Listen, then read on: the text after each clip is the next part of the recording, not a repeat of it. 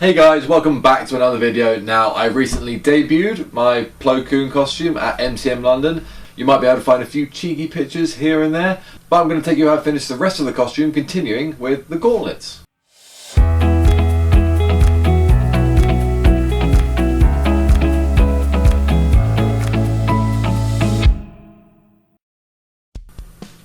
So I already had the hands done. These looked great. They had the hands and the gloves all sorted out. I considered making the gauntlets from scratch, and you could certainly do this with some styrene or foam or anything like that, but I found that Imperial Surplus over in the US did a kit for the Jedi Gauntlets, and I got my clone armor from them and I knew it was going to be great, so I decided to order a set to build.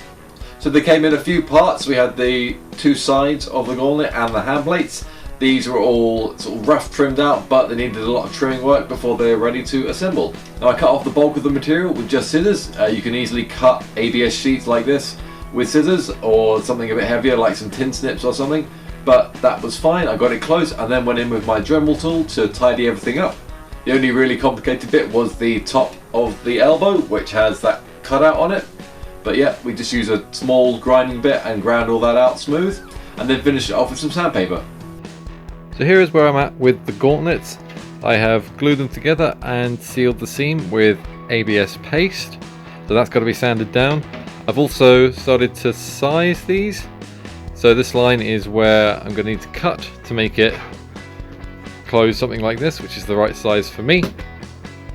I also forgot to cut these out before, so the hand plates are now being cut out, and they also just need tidying up. These are the shims which will go on this cut edge, which will allow me to add some Velcro to close them. So they've got to be glued on once that's cut. And then had to sand it all back. I went in with a high grit just to knock it back, and then slowly smooth everything out till everything was flush. It doesn't matter if there's any tiny scratches in it at this point, because I'm just going to paint it. And to do that, I just started with a grey plastic primer. This went on great. We had a couple of nice weekends in there where I could just get it done before the winter rain kind of sets in. So that went on fine, and I was sure to knock that back with some sandpaper to make sure it was nice and smooth. And then just went on with my standard Rust-Oleum matte white. This is what I use for all my stuff because I think it looks great and it always goes down really well.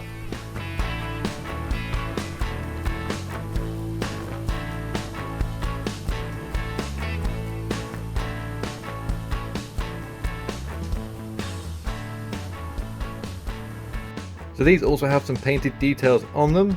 I believe in the earlier series they have this pattern on the gauntlet and nothing else, in a sort of reddy brown colour, and then later on he also has the wolf on the hand plate. I'm going to go with the full thing because I quite like having the wolf pack on there. Now my friend Mole from the Imperial Outlanders has a vinyl cutter, so he's printed me off some decals here, but also some stencils. You can kind of see they are on there. I think I'm going to go with the stencils just because I like the idea of having the paint finish and we can sort of play with it as we go. So I'm just going to pop these on and then get to spraying.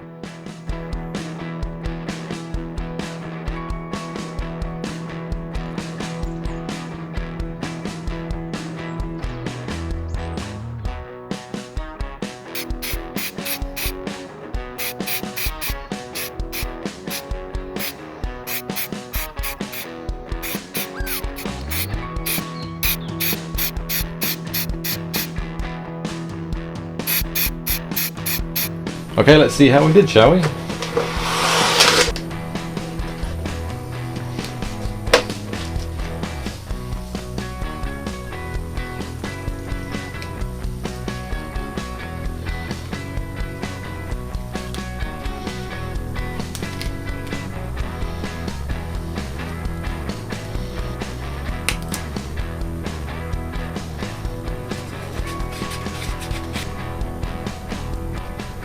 Now these are all painted up, I've just got to add some weathering. Now I just use black acrylic. It's very cheap and very simple to do. You just use either a wet wash or a dry brush, one or the other, and then just use paper towels to take off the paint again. Now it can take a bit of practice, especially on white. If you don't seal the white between your black layer, the white paint will take that black paint really well. It'll suck it in. So you have to kind of watch what you're doing a little bit. But if you wanted to have just like a clean slate and something that you could just wash all the paint off, just shove a clear coat in there between your white and your weathering and you'll be fine. I quite like how the black looks when it gets stuck on the white, so I just do it really carefully and take my time. Once that was done, everything just got a clear coat of matte sealer. And then that was it. The gauntlets were done.